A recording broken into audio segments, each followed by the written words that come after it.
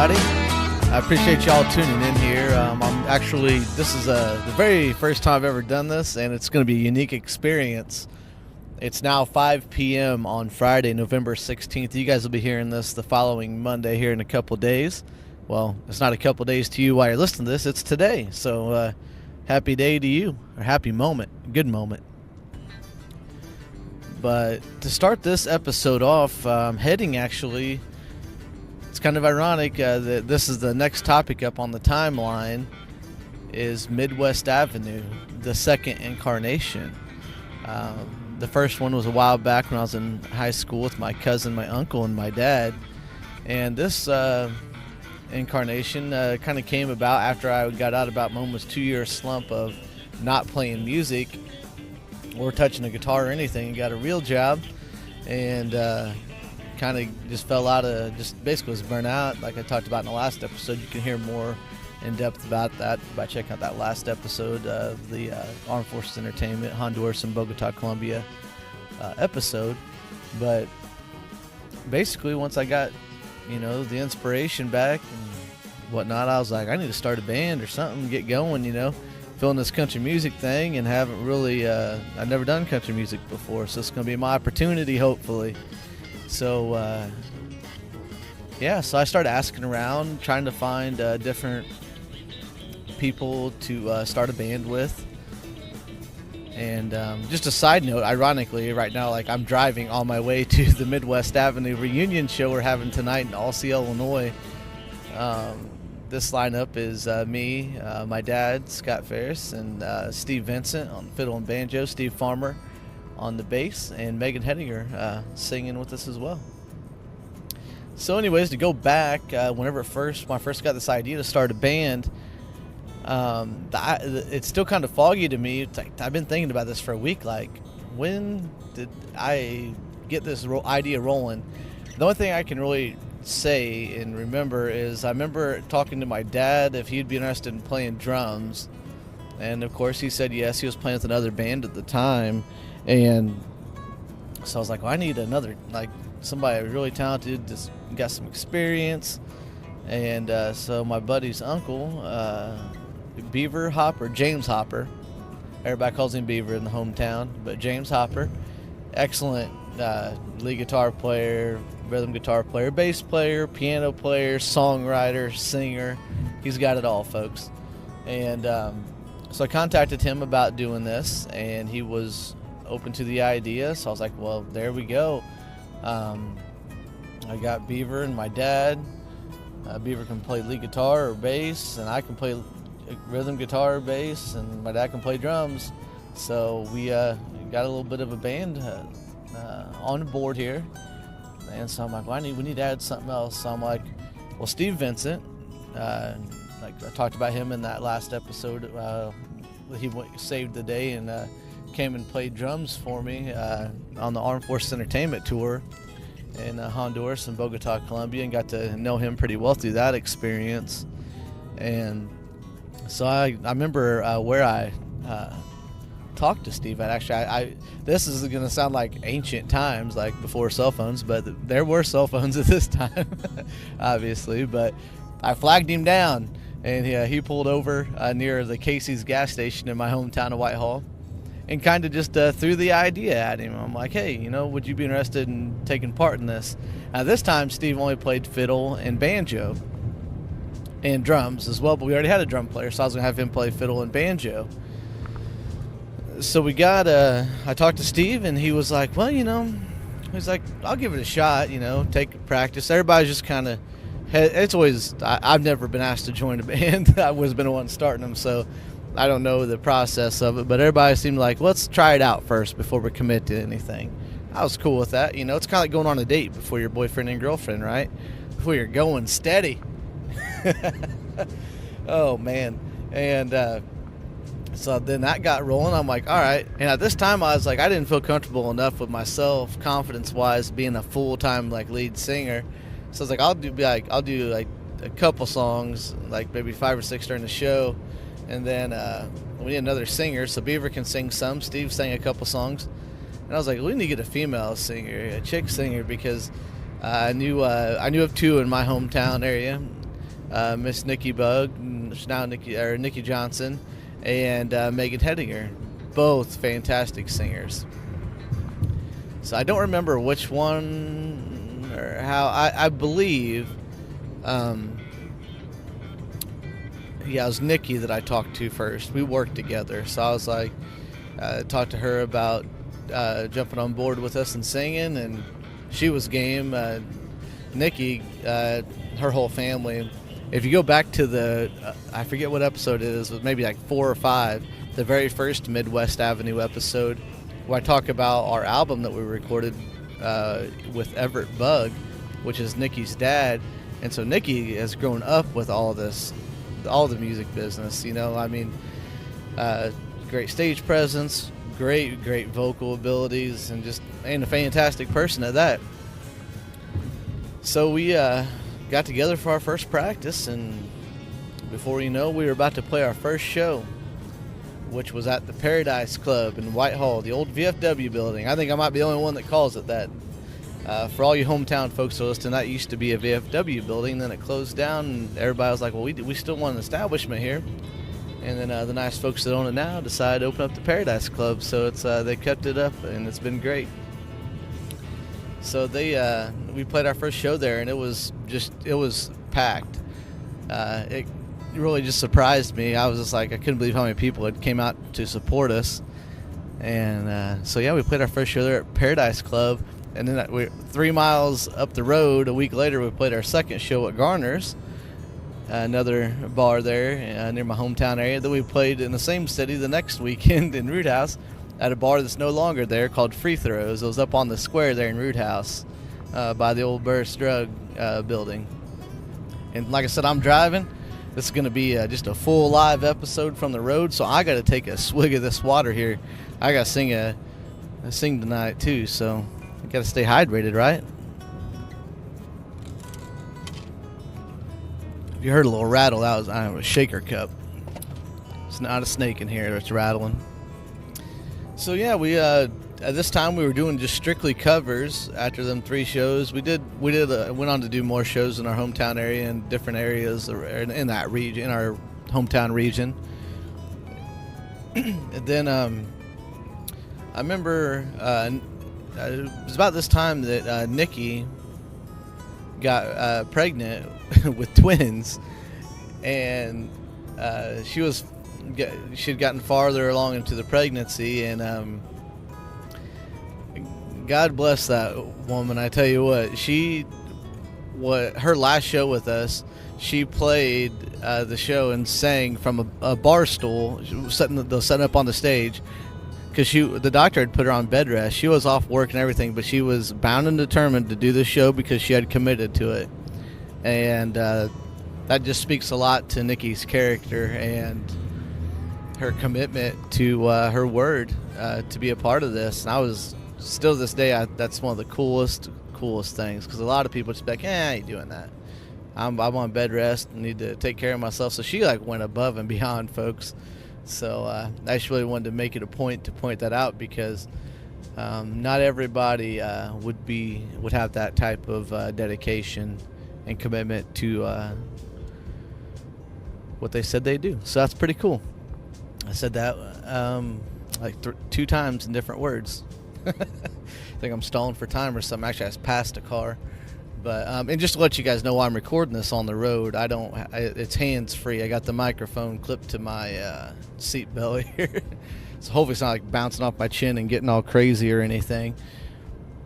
So, anyways, at this time we are looking for another singer, because Nikki had fulfilled her commitment of dates that we had booked at the time, and she was so far along in her pregnancy that it was not definitely a good idea for her to continue on singing until she had her babies. So we held a little audition there in the basement of Steve's house, which was always our practice destination. I missed that basement every day. It was such a blast to practice in. And one of the people that came down was a girl that I worked with, and I knew that she sang and could sing really well. Her name was Meagan Hettinger. And first time I saw Meagan, I didn't even know her at the time, this was years ago. It would have been close to my freshman or sophomore year in high school. In Taylorville, Illinois, up near Springfield, Illinois, there's used to be a place called Nashville North. They had a lot of country singers come on through there. I remember going to see like Marshall Tucker Band, Scotty Emmerich. I know Keith Urban played there when he first started out. So it was really kind of just a spot where a lot of the up-and-coming folks and a lot of the legends would come and play. And Meagan actually was singing with the house band at the time and opening up for all these acts. And she was close to my age, and I was like, man, this girl's got some talent. And she's from Winchester, or Alsea actually, which is right up the road. And where I'm driving to right now, we're playing in Meagan's hometown the night for our reunion show. And so Meagan at the time, she came in and just kind of ironic, Meagan was pregnant. She was literally about due like the next week or two after the audition. So we yeah, we'll hire you, and because she was fantastic. And so we waited for her to get all set and ready to rock and roll after she had her daughter. And like I said, we traded off one pregnant lady for another one. I tell you what, we're just adding to the Midwest Avenue family, you know. And that's kind of what we all became, you know. I mean, like Nikki, I remember one time Nikki brought chili to band practice whenever she was with us. That was really cool. Anyway, so we got Meagan on board, and so we started playing shows some more. And at this time, me and James Hopper, we'll just call him Beaver Hopper because that's what I call him. So we had started hanging out and trying to write songs together, and we wrote one song. Our first one together was called I Don't Belong to You, which ended up going on our EP after Beaver had since left the band, but we'll get on that on another episode. And then me, Beaver, and Meagan, me and Beaver decided to get Meagan in to a songwriting session, and we wrote the song called The Worst of You Gets the Best of Me. I think we broke the record on the longest song title ever, and so we went on to record that song.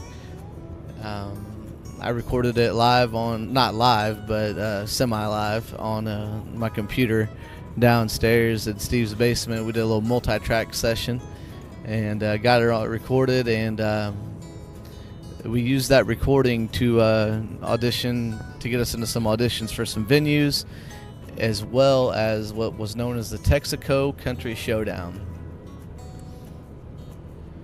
So we went to play, we did 2 Texaco Country Showdowns, which used to be called the Colgate Showdown. I'm not sure what it's called anymore, but if you go to, I don't know, just look up whatever the Country Showdown is. It might still be called the Texaco Country Showdown, but it's some kind of a country showdown. It's nationwide, folks.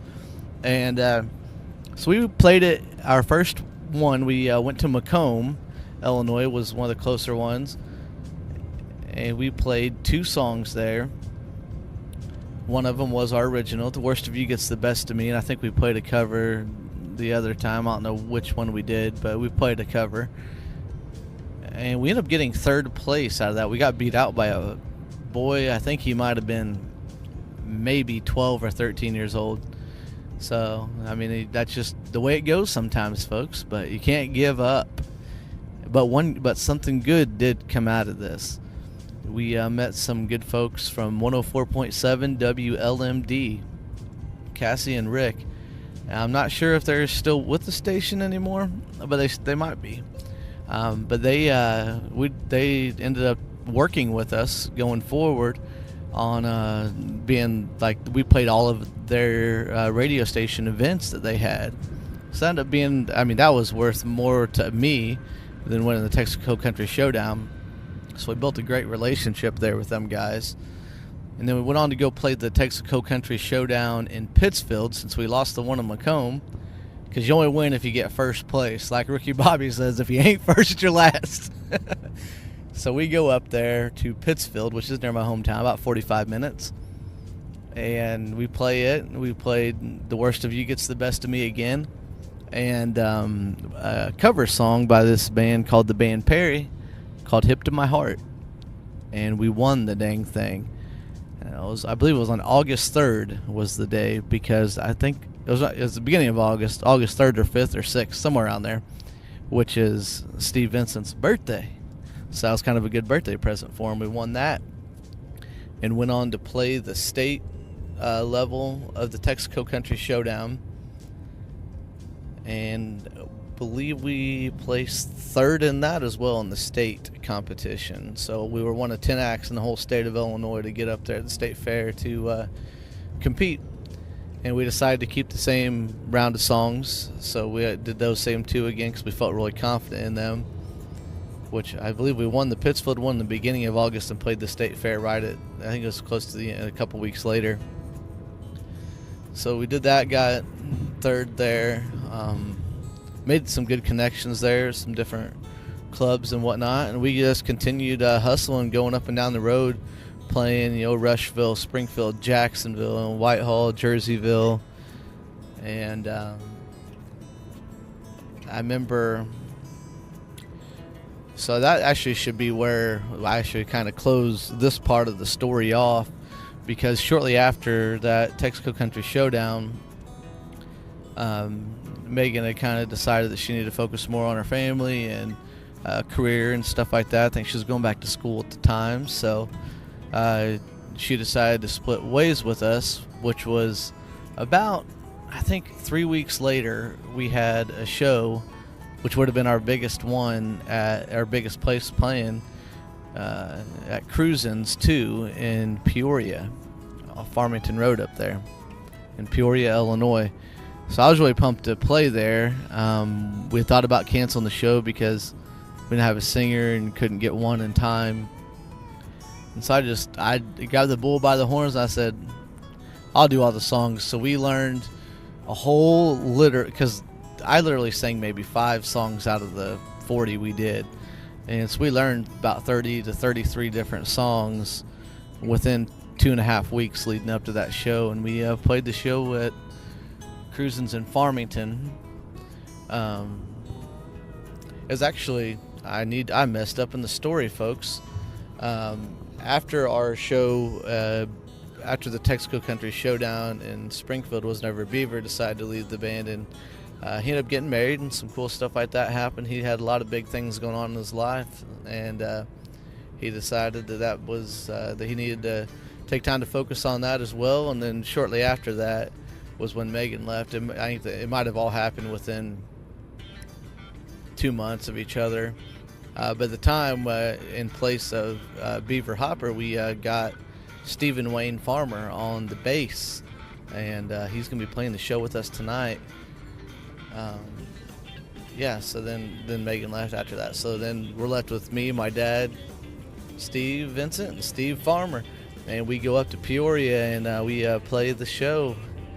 And that was the beginning of what would be a fun, a little over 2 years that we would have traveling up and down the road together, all kinds of weather, and a lot of good times, and a lot of packed shows, and a fair amount of empty ones sometimes too. And we'll be talking about that. I learned a lot through that experience. But this time I'm going to close off that part right there and wrap this bad boy up. I'm almost to Jerseyville on my drive here. And like I said, Midwest Avenue reunion show tonight. Our first time getting together in almost, close to 5 years now since our last show together. And tonight, like I said, we're going to be going with to the Red Devil Saloon in Alsea, Illinois. So, yeah, thank you for listening. We're going to be talking about part 2 of Midwest Avenue next week, and the Red Wine EP we'll be talking about in there. And so maybe at the end of this I'm gonna dial up The Worst of You Gets the Best of Me with the second incarnation of Midwest Avenue of Steve Vincent, Scott Phares, and Meagan Hettinger, and Beaver Hopper, and myself. Have a good one, folks.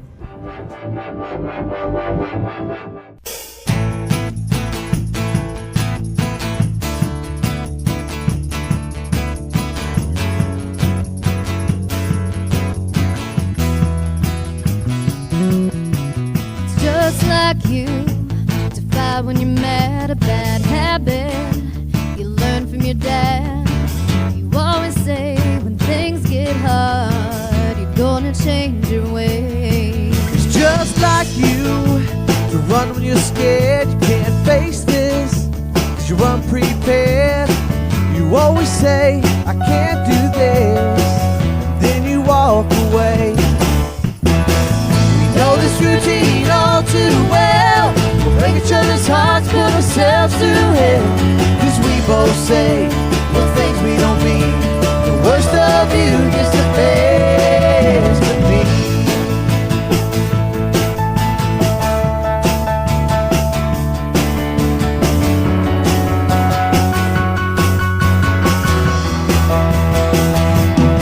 It's just like you to cry when you're sad. It's hard not to when you treat me this bad.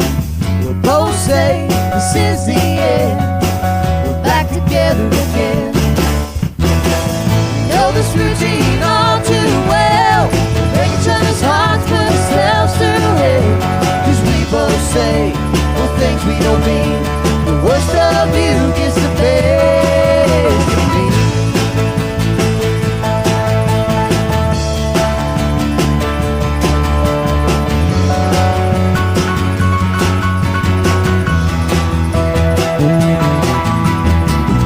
Know this routine all too well. We'll break each other's hearts, put ourselves through hell. 'Cause we both say, well, things we don't mean.